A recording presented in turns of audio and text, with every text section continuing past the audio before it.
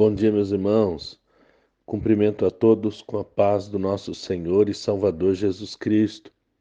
Sou o professor Rodolfo e com muita alegria vamos iniciar o nosso sexto dia de exposição bíblica do primeiro livro de Crônicas. A leitura de hoje está nos capítulos 16 e 17. Vamos orar ao Senhor. Senhor nosso Deus, nosso Pai celestial, nós te louvamos por todas as tuas maravilhas, pelos teus grandes feitos. Nós te louvamos por tudo o que fizeste por nós, pela salvação da nossa alma, pelo perdão dos nossos pecados. Nós te louvamos por tua graça, por tua misericórdia. Nós te louvamos, ó Pai, porque a tua benignidade dura para sempre.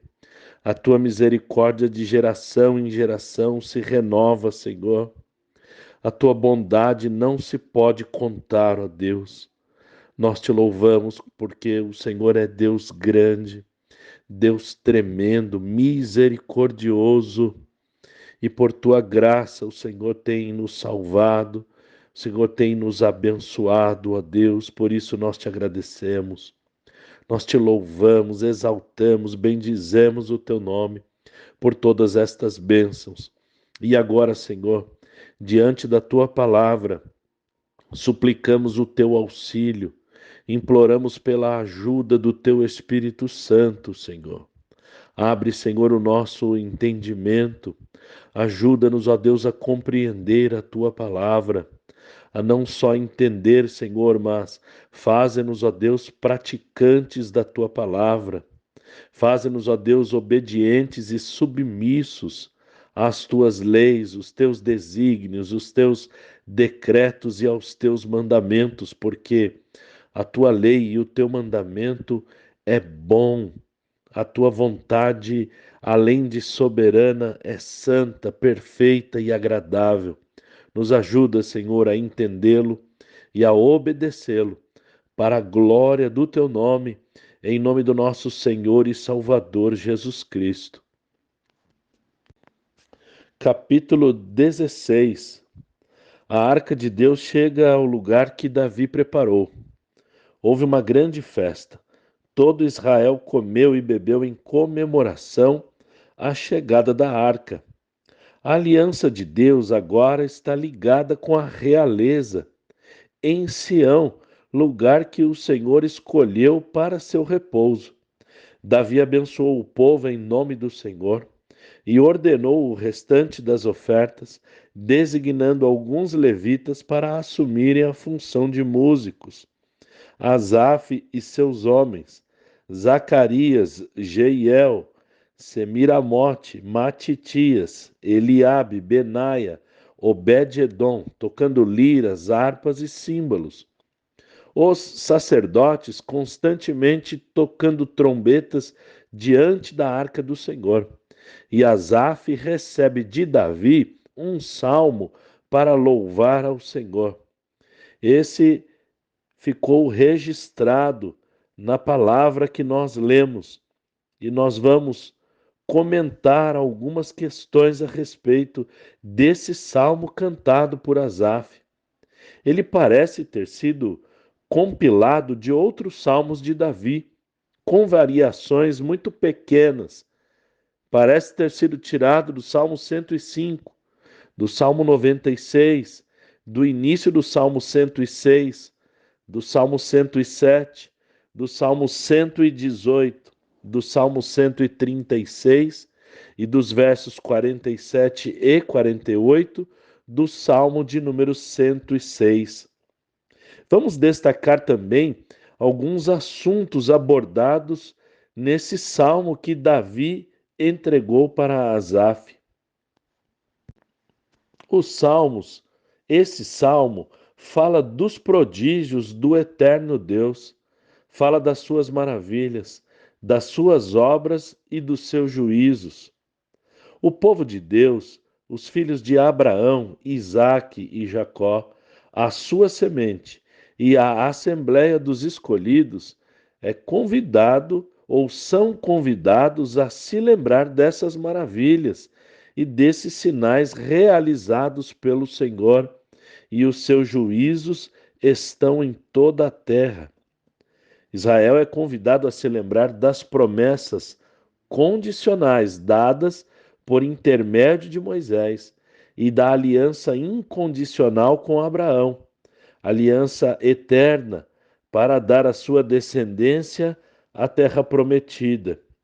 O salmo busca recordar como Deus guardou os herdeiros da promessa, quando peregrinavam de nação em nação. O salmo cantado no estabelecimento da arca em Sião intima todos os povos da terra para reconhecerem o eterno Deus. Sua glória deve ser manifestada para todas as nações.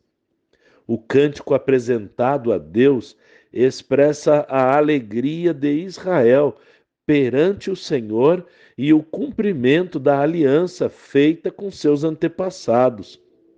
Como consequência das maravilhosas obras de Deus e a chamada para as nações se dirigirem ao lugar da glória de Deus, segue Asaf cantando: a sua benignidade dura para sempre, declarando que mesmo com todas as faltas, todos os pecados e toda a infidelidade de Israel, a bondade de Deus permanece inalterável. Ele não muda. O salmo de adoração a Deus, que foi cantado por Asaf nessa ocasião, tem uma preciosa lição a nos ensinar. Deus deve ser o centro da nossa música. Ele deve ser o centro do nosso louvor. Ele é louvado pelo que fez no passado. O cantor exalta a Deus por suas promessas. Deus é louvado porque guardou o seu povo, mesmo quando o povo não merecia. Deus é exaltado pelo escritor sagrado porque, por sua graça e fidelidade, cumpriu sua promessa. A música no culto deve conter palavras exclusivas de adoração e louvor a Deus e a Cristo somente. Sua glória deve ser cantada, sua benignidade deve ser proclamada, sua graça deve ser exaltada em nossos cultos. Os povos devem conhecer a Deus também através de nossos cânticos. Infelizmente, nossa música não exalta mais a Deus, pelo menos não exclusivamente. Nossos cânticos estão cheios de heresias perigosas. Como a nossa geração é uma geração que não se preocupa muito com a leitura e o estudo constante das Escrituras, nós conhecemos mais as músicas cantadas do que a própria Bíblia. Isso nos deixou vulneráveis a muitas heresias. E essas músicas que são antropocêntricas, ou seja, têm o homem no centro. E isso é sutil, porque se mistura meias verdades bíblicas com mensagens que satisfazem o ego humano e não adoram a Deus com exclusividade. E isso precisa ficar gravado em nossos corações e em nossa mente. A música no culto deve ser exclusivamente de adoração e louvor a Deus, baseado somente na Bíblia Sagrada. Continuando o texto, após cantarem o salmo, Davi deixou Asaf e seus irmãos a serviço diário da arca. Obed-edom e seus irmãos para serem porteiros, Zadok o sacerdote e os demais sacerdotes seus irmãos diante do tabernáculo em Gibeão, para oferecerem ao Senhor holocaustos de manhã e de tarde, segundo a lei que o Senhor havia ordenado a Israel. Importante notar e relembrar que Saul havia negligenciado a arca de Deus, e o tabernáculo foi deixado em Gibeão, distante quase 10 quilômetros de Sião. O tabernáculo era a tenda onde se encontrava o altar dos sacrifícios, o lugar onde o povo deveria se aproximar de Deus. Este é um grave sinal da ruína espiritual em que o povo de Israel se encontrava ao final do reinado de Saul. Um tabernáculo sem a arca, o altar longe da arca, representa o coração do povo, longe de Deus e da sua presença. Capítulo 17.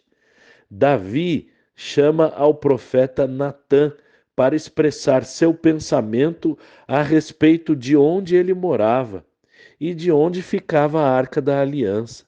Natã o encoraja a seguir aquilo que Deus havia colocado em seu coração. Porém, Deus fala com Natã que não seria Davi que edificaria o templo para a habitação do Senhor.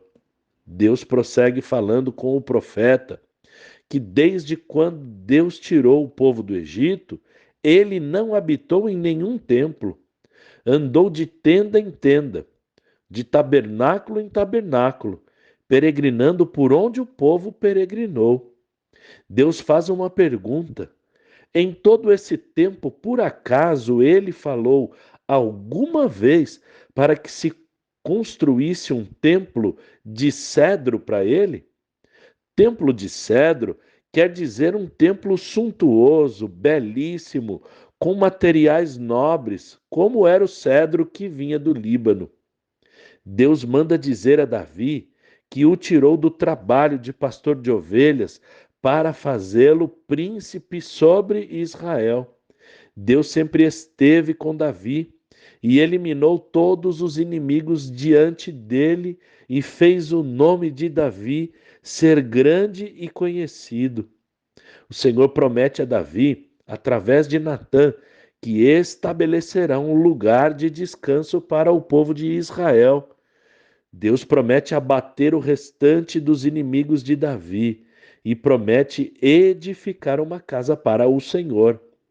A bênção de Deus seria estabelecida na família de Davi e na casa do rei. O filho de Davi se assentaria no seu trono e seria o filho de Deus, e o Senhor seria o seu pai. O filho do rei Davi haveria de edificar uma casa para o Senhor, e o trono dele será estabelecido para sempre. É claro que essas promessas se referem, no seu total cumprimento, dos desígnios de Deus em Cristo, verdadeiro filho de Davi, verdadeiro filho de Deus, segundo a promessa. Davi se alegra com a palavra de Deus e o louva com uma oração de gratidão. Reconhece que Deus está sendo muito bom e agradece pela palavra a respeito da sua família. Que Deus abençoe as nossas vidas, que também, como Davi, fiquemos alegres com a palavra do Senhor.